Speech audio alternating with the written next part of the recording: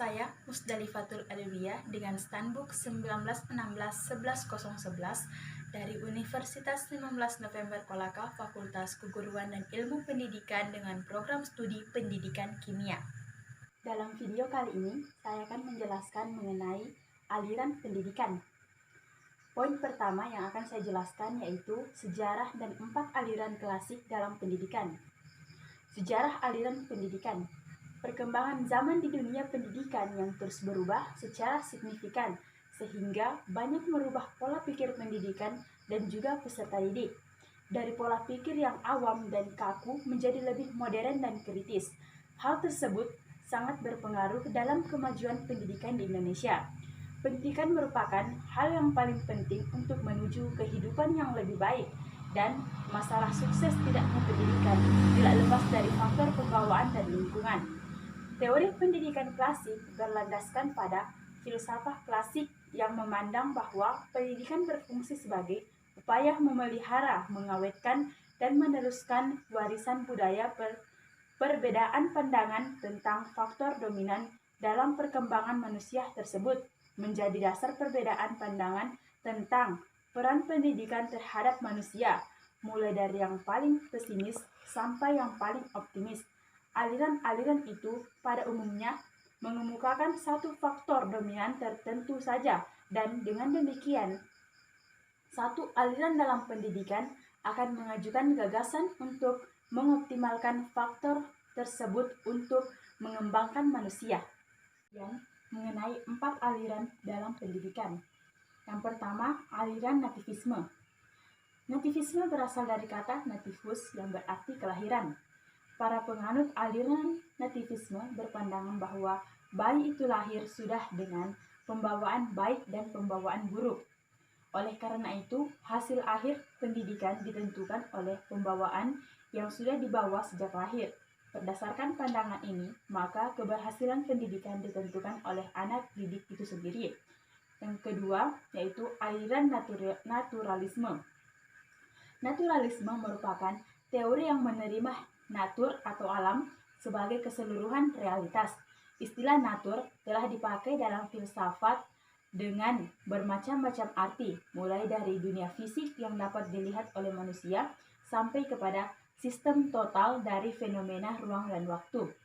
Natur adalah dunia yang diungkap kepada kita oleh sains alam. Naturalisme adalah aliran seni yang mengutamakan keakuratan dan kemiripan objek yang dilukis agar tampak natural dan realistis seperti referensinya yang terdapat di alam. Kemudian aliran yang ketiga yaitu aliran empirisme. Empirisme adalah suatu aliran dalam filsafat yang mengatakan bahwa semua pengetahuan berasal dari pengalaman manusia. Empirisme menolak anggapan bahwa manusia telah membawa fitrah pengetahuan dalam dirinya ketika dilahirkan. Empirisme berpendapat bahwa pengetahuan tentang kebenaran yang sempurna tidak diperoleh melalui akal, melainkan diperoleh atau bersumber dari panca indera manusia, yaitu mata, lidah, telinga, kulit, dan hidung. Dengan kata lain, kebenaran adalah sesuatu yang sesuai dengan pengalaman manusia. Kemudian, aliran yang terakhir yaitu aliran konvergensi. Aliran konvergensi adalah aliran yang gabungan dari aliran empirisme dan aliran nativisme.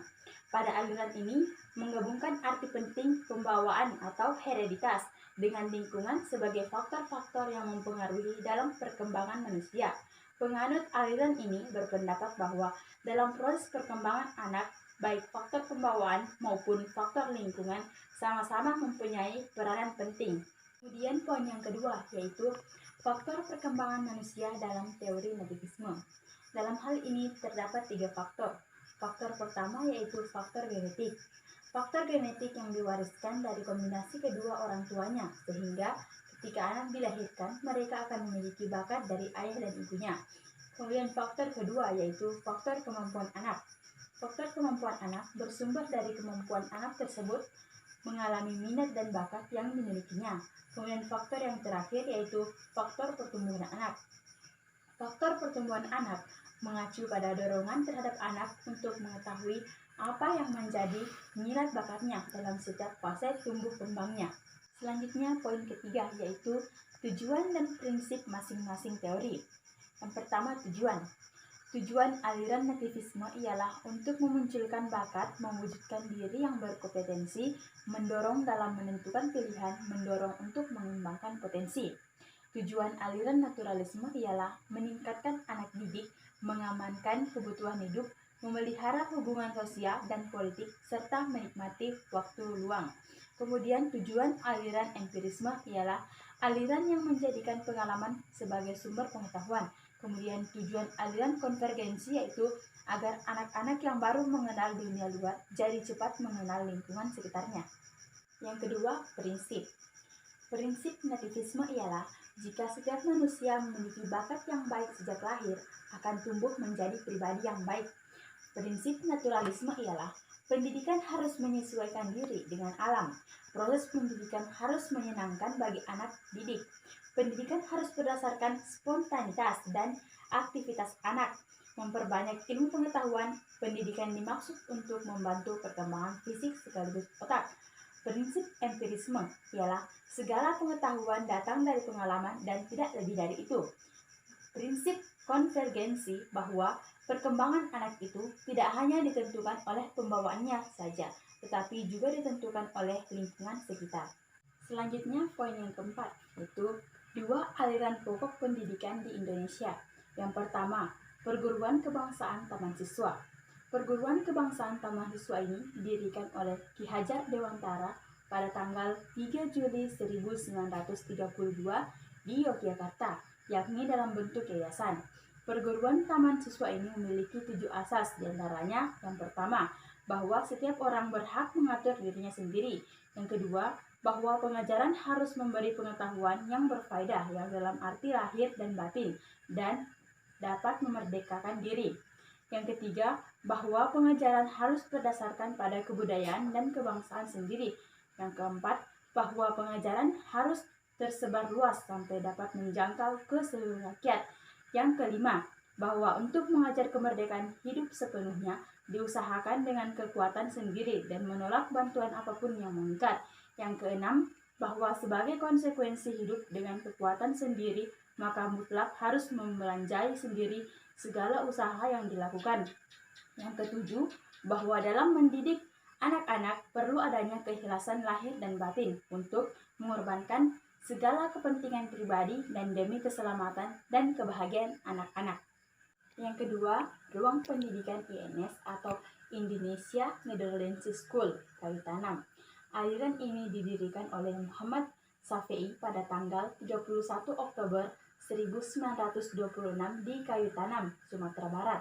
Pada awal didirikan ruang pendidikan INS mempunyai beberapa asas, yaitu berpikir logis dan rasional, keaktifan atau kegiatan, pendidikan masyarakat, memperhatikan pembawaan anak, menentang intelektualisme. Setelah kemerdekaan Indonesia, Muhammad Syafi'i mengembangkan asas-asas tersebut menjadi dasar-dasar pendidikan, dengan tujuan yaitu mendidik rakyat ke arah kemerdekaan, memberi pendidikan yang sesuai dengan kebutuhan masyarakat, mendidik para pemuda agar berguna untuk masyarakat, menanamkan kepercayaan terhadap diri sendiri, dan berani bertanggung jawab, serta mengusahakan mandiri dalam pembiayaan.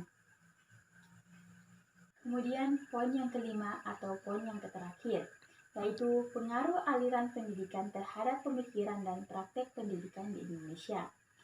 Indonesia merupakan wilayah yang memiliki sumber daya alam, iklim, populasi, geografi, tradisi, dan bahasa yang sangat beragam. Hal tersebut menyebabkan aliran-aliran pendidikan yang tertanam dan sudah dipraktekkan dalam masyarakat berbeda-beda hasilnya. Indonesia yang termasuk dalam kelompok negara berkembang yang biasanya mempunyai ciri-ciri berpenduduk padat dan belum tingginya perekonomian menyebabkan pendidikan dan fasilitas di dalamnya belum maksimal. Rendahnya kependidikan di Indonesia sebenarnya dimulai dari rendahnya perekonomian masyarakat Indonesia yang notabene adalah petani biasa yang tanpa teknologi. Hal tersebut mempengaruhi pola pikir masyarakat dalam menyikapi aliran-aliran klasik pendidikan yang ada. Sebenarnya, semua itu dikarenakan karena Indonesia merupakan negara berkembang, sehingga ada banyak masalah yang timbul dalam negara berkembang. Ekonomi yang belum mapan dikarenakan kebanyakan merupakan negara agraris yang ada di daerah panas yang menimbulkan rendahnya produktivitas lahan, kurangnya modal, rendahnya tingkat pendidikan, dan kurangnya kepemimpinan untuk memulai pembangunan ekonomi. Demikian video kali ini. Jangan lupa like, comment, and subscribe. Thank you for watching.